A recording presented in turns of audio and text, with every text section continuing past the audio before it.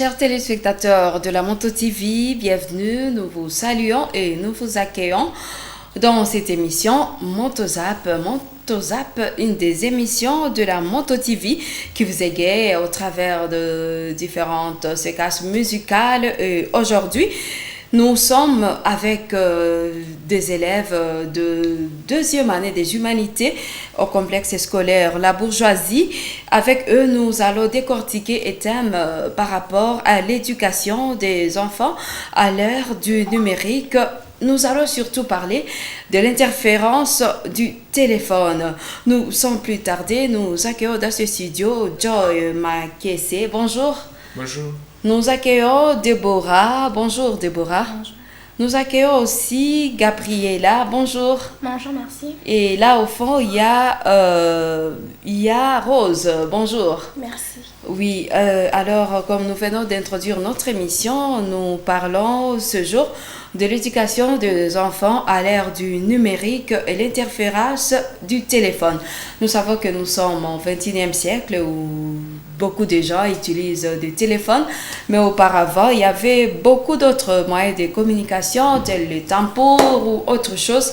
Mais aujourd'hui, nous allons voir avec ces élèves de deuxième année des humanités en technique sociale à la bourgeoisie. Avec eux, nous allons voir quelle doit être l'éducation des enfants pendant cette ère du numérique. Nous commençons avec Joy. Joy, selon vous, à quel âge faut-il donner le téléphone à un enfant? Vous savez, à la maison, nous sommes avec papa, nous sommes avec maman, les grands frères, les grandes sœurs. Et selon vous, tel que vous voyez le comportement de plusieurs gens, à quel âge faut-il donner un téléphone à un enfant? Bon, selon moi, je pense que le téléphone, il faudrait le donner déjà à quelqu'un qui connaît réfléchir, qui connaît comment qui connaît le bien et le mal en fait.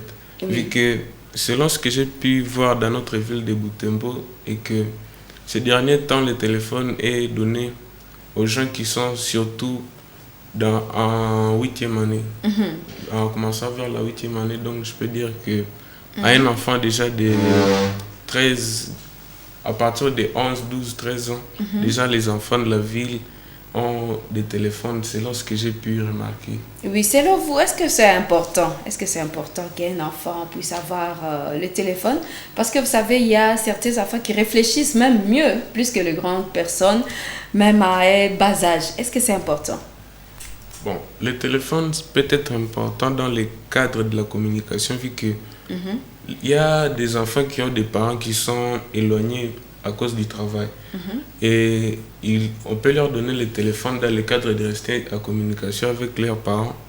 Mais le téléphone aussi, c'est un outil qui nous aide aussi, nous les élèves. Ouais. Ces derniers temps, c'est devenu difficile de travailler, même en cours, de faire nos devoirs à la maison sans nos téléphones, vu que nous qui sommes social, on donne souvent on donne des sujets qu'on doit décortiquer, et du coup on doit se référer à certains auteurs, vu que la plupart des élèves de Butembo n'ont pas le temps d'aller dans des bibliothèques pour chercher des livres qui peuvent leur aider dans leurs recherches. C'est pour cela que nous remettons toujours à Google qui peut nous aider à réaliser nos différents travaux. Nous accueillons aussi Déborah Follow. Déborah, bonjour. Bonjour. Oui, nous parlons ce jour de l'usage du téléphone. Vous, personnellement, à quoi vous sert votre téléphone? Je commence à réfléchir d'abord. Oui, votre téléphone, si ça vous aide à faire quoi? À appeler ou à faire quoi?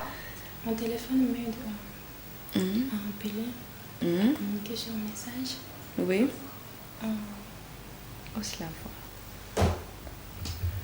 Beaucoup de choses toujours. Et aussi, est-ce que c'est important d'avoir un téléphone, selon toi? Selon moi, c'est important d'avoir le téléphone à l'âge de 18 ans. Parce que là, c'est une personne adulte. Ouais. Il a droit d'avoir un téléphone. Il sait plus ça. C'est-à-dire que toi, tu as 18 ans ou Oui. au-delà de 18 ans? Bien, moi j'ai 18 ans et bientôt 19. Ah, d'accord. Nous donnons aussi la parole à Gabriela Kabuyaya. Gabriela, bonjour encore. Bonjour, merci. Oui, selon toi, à quoi te sert ton téléphone portable? Premièrement, merci beaucoup pour la parole que vous m'accordez.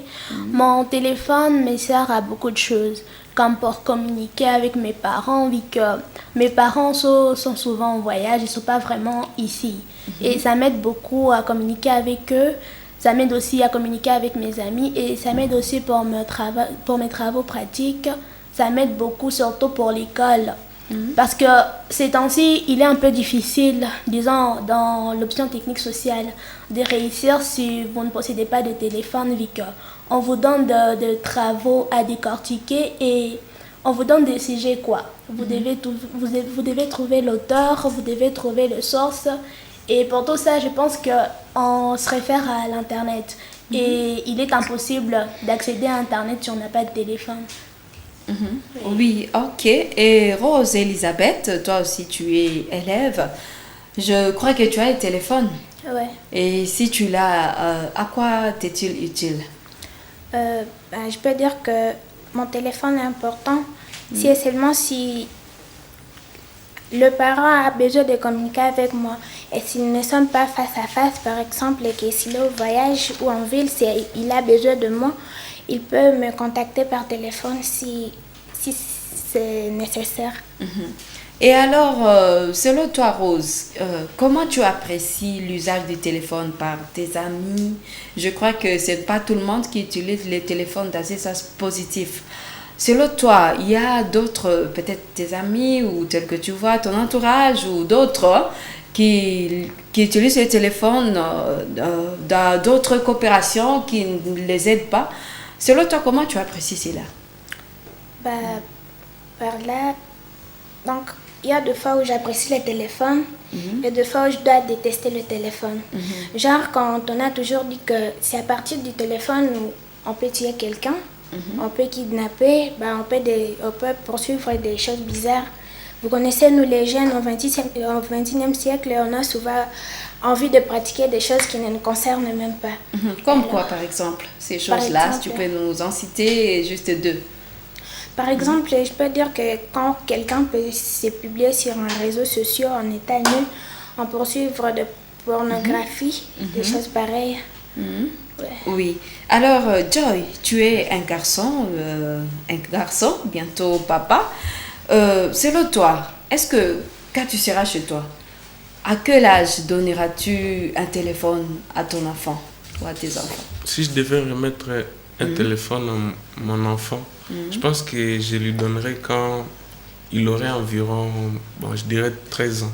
Et que c'est toujours l'âge que je pense que quelqu'un connaît le mal et le bien. Et la personne réfléchit comme un humain. Vu qu'on ne peut pas dire qu'un enfant de 7 ans va pouvoir analyser les situations comme une personne qui a déjà 13 ans.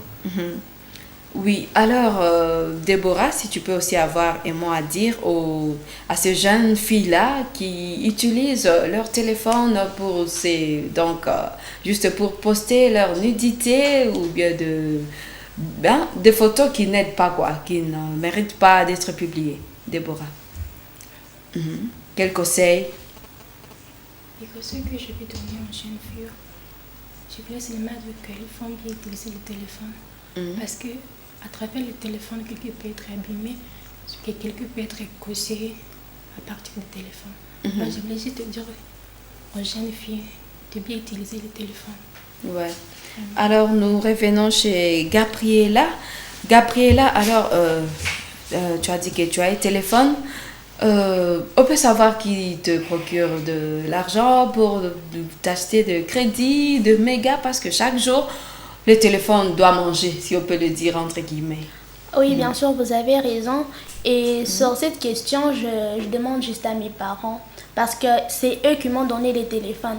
Donc, ils savent que je dois me ressourcer. Et quand je leur demande, ça ne leur cause pas de problème. Vu que là, ils savent que notre fille, quand même, elle sait dans quoi elle se mêle. Et elle vient nous en parler quand elle a un problème. Oui. Et Déborah, plutôt Rose? Je peux dire que quand il s'agit, j'essaie des mégas, des unités, j'essaie des SMS. On fait recours aux parents, surtout à toute personne qui semblerait qu'il est important et responsable pour toi. Par exemple, je peux dire, à part les parents, on peut avoir l'oncle, j'essaie des grands-parents, des choses pareilles. Et alors, dans votre répertoire, excusez, hein, c'est votre vie privée, mais là, nous sommes en train de parler éducation.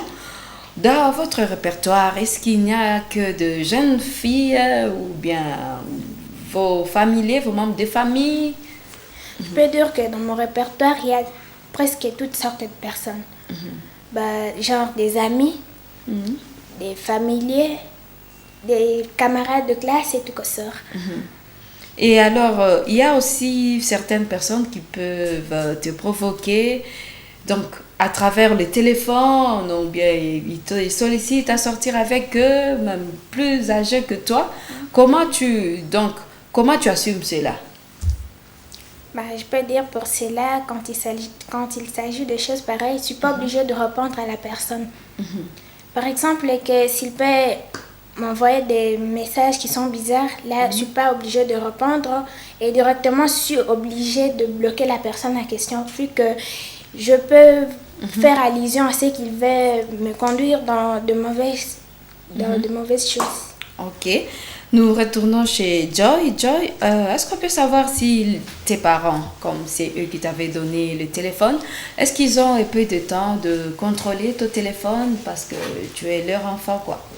Déjà, moi, une chose que j'apprécie chez mes parents, c'est la confiance. Vu que je sais qu'ils savent ils savaient pourquoi ils m'avaient donné mon téléphone, ils savaient qu'ils me l'ont donné pour que je l'utilise et que en me donnant ce téléphone-là, ils voulaient que ce téléphone me soit utile à moi-même et qu'il puisse m'ajouter un plus intellectuellement et que ce téléphone-là puisse aussi servir mes petits frères, ma famille, quoi, au cas où il y aurait quelqu'un qui est malade et que les parents ne sont pas là. C'était pour cela aussi. Et c'est pour cela que mes parents ne contrôlent pas mon téléphone, vu qu'ils savent que ils me connaissent, donc c'est eux qui m'avaient éduqué, ils savent comment ils avaient procédé. Oui, alors Déborah, toi aussi, ce que nous voulons savoir, comment toi aussi tu arrives à gérer ton téléphone? Tu vois actuellement avec des films intéressants, avec TikTok, on peut passer toute une nuit scotché sur son téléphone alors qu'on est élève, on est obligé de revoir sa matière. Comment tu organises ton temps avec le téléphone? Moi, avec mon téléphone, ça m'aide toujours à empiler, à écrire des textos, à faire mon devoir. Oui. Vraiment, c'est bizarre. Est-ce que ça ne te prend pas beaucoup de temps Non, où tu manques le temps d'étudier ou de te reposer la nuit? Non, vraiment, je n'utilise pas mon téléphone pour les TikTok, pour des WhatsApp. Non. Là, je suis concentrée seulement pour des messages, pour des appels et pour mes travaux de l'école. C'est bizarre. Et à quelle heure tu l'étais pour te reposer? Je me repose souvent à 20h. Oui, à 20h. Après avoir terminé tous mes travaux, je me repose. Et donc, à partir de 20h, tu ne peux pas être joignable? Non, vraiment jamais. Oui. Gabriela, alors, comment, à ton niveau, tu apprécies les écoles qui interdisent aux élèves d'avoir des téléphones en classe? Est-ce que c'est normal? Je pense que avec la nouvelle technologie qu'on a aujourd'hui, il serait peu probable d'étudier et aboutir à une réussite parfaite, surtout quand on a commencé des options sans téléphone. Par exemple, pour l'option commerciale et gestion, pour technique sociale et tout consort, il serait vraiment impossible de réussir si on n'a pas de téléphone. Parce que, par exemple, pour notre option, le professeur, il peut changer de sujet, et si par exemple il a contacté à une personne de le dire dans le groupe de la salle et que par exemple tu n'y es pas, là tu vas perdre et tu vas présenter un sujet que le professeur a changé, et là vraiment ça ne va pas être utile. je pense que les institutions qui interdisent des téléphones, surtout interdire que l'élève utilise le téléphone, genre à l'école on ne peut pas venir avec les téléphones, ça on le sait, mais quand même on peut l'utiliser pour nos devoirs et pour tout, surtout que nous, plusieurs de TP qu'on nous donne, ce sont des recherches sur le net. Et ça serait vraiment compliqué de faire tout ça sans téléphone. On peut toutefois être sans téléphone, peut-être que les TP on cherche grâce au téléphone de nos parents, mais là c'est dérangeant, disons. Le parent aussi, il a son téléphone, il a ce qu'il doit faire avec ses occupations, et quand tu vis avec tes TP, ces gens l'embrouillent, quoi. Voilà pourquoi il serait nécessaire que tu aies les tiens, comme ça tu fais tes devoirs, en s'en change, tu vas juste demander du crédit aux parents, et là il saura qu'elle est en train de faire un devoir qui l'occupe maintenant. Alors Rose, quelles recommandations peux-tu donner aux parents, aux jeunes de votre âge et aux parents qui ne contrôlent pas le téléphone de leurs enfants? Là, à propos des parents, je peux dire bien que oui, le parent a le droit de contrôler le téléphone parce que c'est lui, donc il a tout le plein droit de te ravir et de te donner ça. Genre, nous les jeunes, on passe bien que quand le parent nous ravit un téléphone, il nous fait du mal. Alors qu'il peut nous le ravir quand il va la mauvaise conduite. Si tu te... Donc la conduite. Si tu te conduis mal, il peut toutefois récupérer ton téléphone, il peut ravir ça. Et s'il voit qu'il y a des choses bizarres, il peut ravir. Mais s'il voit aussi que tu ne peux pas faire des choses bizarres, mais quand tu t'occupes trop du téléphone, genre vous avez dit de TikTok, je ne sais, Instagram, des choses pareilles, tu passes tout autant en utilisant le téléphone sans faire allusion à ton cahier et à revoir la matière que vous avez dispensée pendant les jours de cours. Ça peut amener aussi l'échec. Et puis, vu que le parent veut éviter l'échec chez son enfant, il a le plein droit de ravir le téléphone. Vu que le parent aussi ne s'échange pas de pourcentages qui sont médiocres. Voilà, je peux dire ça. Ok. Et Joy, le téléphone, oui, c'est un outil qui nous aide beaucoup. Mais pourquoi selon toi, on l'interdit? Donc, on interdit son utilisation en plein cours à l'école? Moi, de mon expérience, j'avais étudié avec des gens qui utilisaient leur téléphone en classe. Et souvent, bon, c'était pas pour Internet ni autre chose, c'était juste pour la musique, vu que ces derniers temps, tout est devenu par un système Bluetooth. Les écouteurs, les montres et tout. Et puis, eux, ils pouvaient écouter de la musique en classe, mais la prof ne s'en rendait pas compte. Du coup, je pense que quand tu écoutes la musique en classe, tu n'as pas le temps de suivre ce que le prof est en train de dire au tableau. Toi, quand tu as ton téléphone, même si tu es en classe et que tu as ton téléphone en poche, tu n'auras pas le temps de pouvoir te concentrer sur ce que le prof dit, vu que toi, tu voudras toujours savoir ce qui se passe maintenant dans ton téléphone, les messages, s'il n'y a pas de nouvelles vidéos TikTok et tout. Je pense que le téléphone c'est bien, mais tout excès nuit. Quand tu as ton téléphone en classe, tu exagères. C'est pas pour cela que... Si c'était que c'est autorisé, ça devait être écrit sur les... ça devait être écrit dans les règlements même. C'est important. Alors, pour finir avec toi, et parmi les filles, parmi les jeunes filles et les jeunes garçons, qui sont le plus exposés aux méfaits du téléphone, à ton avis? Ces derniers temps, moi je dirais que c'est plus les jeunes filles. Et pourquoi? Vu que ces derniers temps, avec les réseaux comme TikTok, Instagram, tout le monde veut être... elles veulent être des influenceuses ces derniers temps. Montrer comment elle s'est habillée aujourd'hui, comment elle a mangé, elle est partie à un tel endroit. C'est quelque chose qui devient un peu problématique, vu que vous voyez même, c'était le 1er janvier. J'avais des amis qui n'étaient pas endormis, qui m'avaient appelé qu'elles viennent de filmer 2024. C'était vers 0h juste. Je me dis, mais tu m'appelles, mais c'est déjà 0h, moi je dormais. Il me dit que fallait qu'elle filme les premiers moments de 2024. Ça, c'est vraiment pas bien. Vu que nous avons aussi des exemples de gens qui qui sont vraiment tombés dans des choses qui ne sont pas honorables à leurs parents, juste à cause de leur téléphone. C'est quoi par exemple, Joy? Par exemple, bon, il y a plein d'exemples que j'aurais pu citer, mais je vais citer juste un seul. Ah ouais. Il y a certaines filles qui ont été influencées, elles ont commencé à sortir avec des papas. Des sugar daddy. Oui, c'est le terme qu'on peut utiliser. Ouais. Elles ont commencé à sortir avec des vieux papas, juste pour avoir des téléphones de marque, les modèles derniers cris. Oui. Et ça, vraiment, c'est un problème qui était aussi devenu un grand problème dans notre ville, vu que c'était tout le monde qui voulait être au top. Et ça a toujours été chez les jeunes filles. Ouais.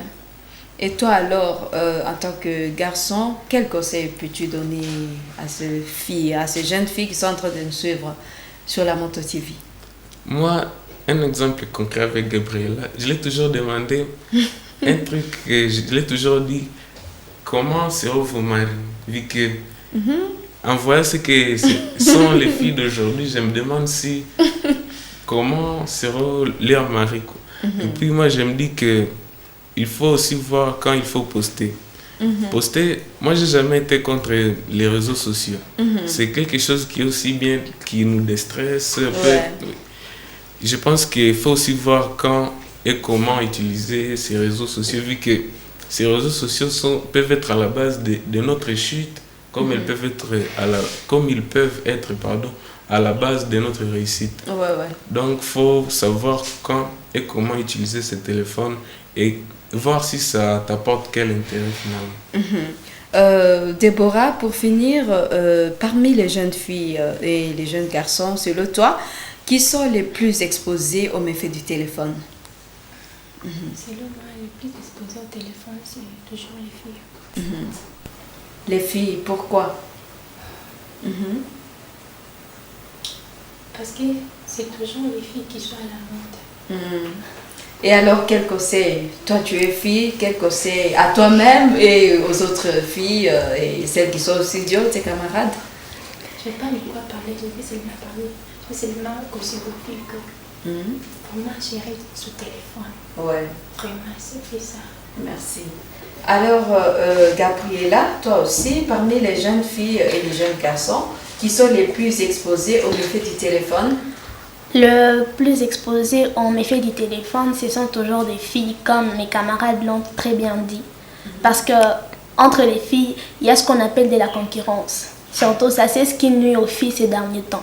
Tu vois, par exemple, ton amie sur les réseaux sociaux, par exemple, elle a un nouveau sac, elle a un nouveau téléphone, elle a de nouvelles chaussures. Tu vas te dire, j'aimerais aussi avoir celle-là. Et par exemple, peut-être que tes parents ne sont pas capables de te les offrir. C'est là que vous allez voir des filles coucher avec des papas, des sugar daddy. C'est là qu'on perd souvent nos jeunes filles.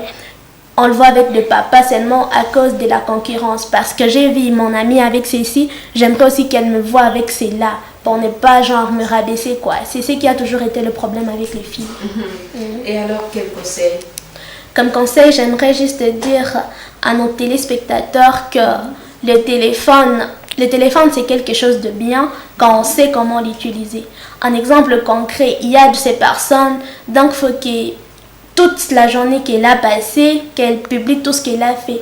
Alors qu'il y a l'intermédiaire, on ne doit pas montrer, disons, à tout le monde notre routine quotidienne. On a ce qu'on appelle la vie privée. Mais vous allez voir, dès son réveil, elle prend une vidéo sur statut.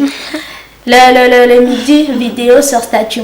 C'est qu'elle a mangé, vidéo sur statut. C'est qu'elle a porté, vidéo sur statut. Et la fin de sa journée, voici ma fin de ma journée, vidéo sur statut. Et là, par exemple, s'il y a des gens qui voulaient vous faire du mal, facilement, ils sauraient comment vous détecter parce qu'il va savoir la dernière vidéo qu'elle a postée, c'était à cet endroit. Allons chercher là-bas. Et très facilement, comme ça, vous vous amenez de problèmes avec des gens. Et c'est pas tout le monde qui admire ce que vous faites. Par exemple, vous travaillez et il y a des personnes qui sont jalouses de votre succès. Quand vous mettez comme ça, vous vous exposez comme ça sur les réseaux sociaux, ça leur donne un peu un aperçu de ce que vous êtes en train de devenir et puis ça ne les plaît pas. C'est là que vous voyez des conflits venir entre deux personnes, des jalousies comme ça. J'aimerais juste leur conseiller de savoir quoi et quand poster des choses sur les réseaux sociaux parce que ce n'est pas toute chose qu'on doit exposer avec tout le monde. Merci.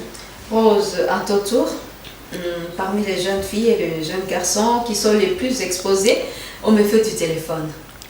Bah là, moi je peux dire que même les garçons et les filles aussi sont plus exposés au téléphone.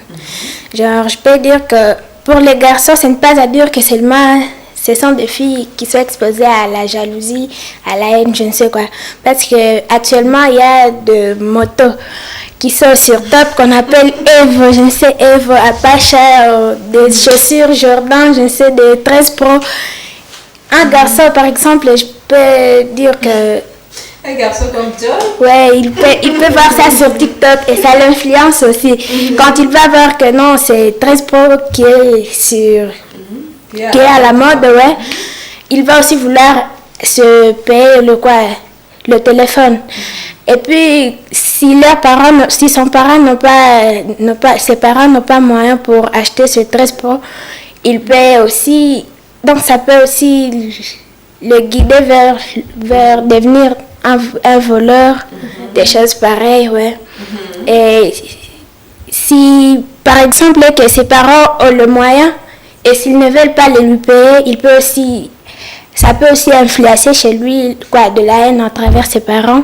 Ou peut-être qu'il peut chercher aussi à tuer les enfants et les parents parce qu'il y a des enfants qui ont un cœur dur et qui sont capables de tout faire. Je peux dire ça. Oui, alors un conseil à ceux-là. Bah, je peux dire que toute influence n'est pas bon à suivre. Hein. Ça veut dire qu'il faut voir la capacité des parents et il faut voir donc voir son origine de là où tu reviens et de là où tu vas. Je peux dire que chercher être à la mode, c'est pas à dire que donc ça n'a pas d'importance en fait, je peux dire ça. Donc je peux dire que aussi être à la mode, c'est pas à dire que ça peut plaire aussi aux autres qui ne sont pas à la mode. Genre, on peut être à la mode car les voisins, je sais, les autres sont en train de souffrir, mais on cherche à devenir, à être à la mode. Ça ne peut aussi pas honorer Dieu. Car tu peux réussir à être à la mode pendant que le voisin souffre. Ce n'est pas aussi bon. Donc, on doit limiter nos pensées, on doit aussi limiter nos regards, ainsi que les choses qu'on fait en fait. Ouais, merci beaucoup. Alors, avant de clore cette émission, nous allons donner à chacun juste un mot de la fin. S'il va donner un message à ses camarades ou souhaiter ses vœux le meilleur à quelques amis. Nous commençons par Déborah. Merci pour la parole. La voix de Déborah. Oui, votre mot de la fin, oui, par rapport au thème, et puis si tu peux adresser tes meilleurs vœux aux amis et connaissances. Ouais. Je vais seulement dire merci. Merci pour ce que vous faire ici. Ce que je peux donner comme conseil aux jeunes, mes camarades, déjà faire bien gérer le téléphone. Parce que le téléphone nous fait vraiment d'autres. Mais je sais que je vais seulement faire en chance de bien gérer le téléphone. Et c'est ça. Ok, Joy? Comme mot de la fin, moi je voulais juste remercier la Moto TV pour cette émission et vous souhaiter aussi une très belle année. Merci. Souhaiter une très belle année à toute ma famille, aux téléspectateurs aussi. C'était une très belle année à notre ville et cette année soit vraiment une année d'innovation pour notre ville en fait, vu que cette ville c'est l'une des futures grandes villes de la RDC, peut-être même de l'Afrique, on ne sait pas. Et c'est pour cela que je voudrais juste adresser à tous nos téléspectateurs un mot, juste les dire que d'aimer cette ville en fait et faire tout pour l'agrandissement et le progrès de notre ville. Merci. À ton tour, Gabriela. Merci beaucoup pour la parole. Pour rappel, je réponds au nom de Gabriela Kabouyaya et premièrement, j'aimerais d'abord remercier le complexe scolaire La Bourgeoisie du Nord pour la formation qu'il continue à nous donner. J'aimerais aussi remercier la Moto TV pour ce moment qu'il vient de nous accorder pour pouvoir parler avec nos très chers téléspectateurs qui nous suivent.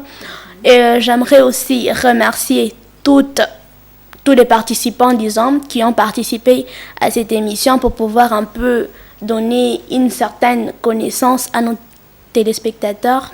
J'aimerais souhaiter mes vœux meilleurs à toute la ville de Butembo. Toutes ces personnes qui nous suivent, je vous souhaite mes vœux meilleurs pour l'année 2024 et peu importe ce qui peut arriver, peu importe le problème, peu importe à quel point vous avez une envie, ne désespérez pas, ayez seulement confiance et allez de l'avant en suivant le droit chemin. Merci. Merci. Rose? Je peux dire, j'ai pas trop à dire, mais je peux aussi souhaiter mes vœux meilleurs aux gens qui nous suivent et ainsi qu'aux journalistes de la radio Moto TV. Mais j'aimerais aussi demander aux jeunes filles et garçons de ne pas laisser les téléphones et les choses de dire que nous sommes à la mode, de leur guider. Ça veut dire que le téléphone ne guide pas une personne, mais c'est la personne qui connaît comment elle doit juger et guider son téléphone. Merci de votre participation à cette émission. Des bonnes choses ne durent pas. Nous vous remercions aussi de votre participation active. Nous pensons que prochainement, nous serons encore ensemble dans un nouveau numéro.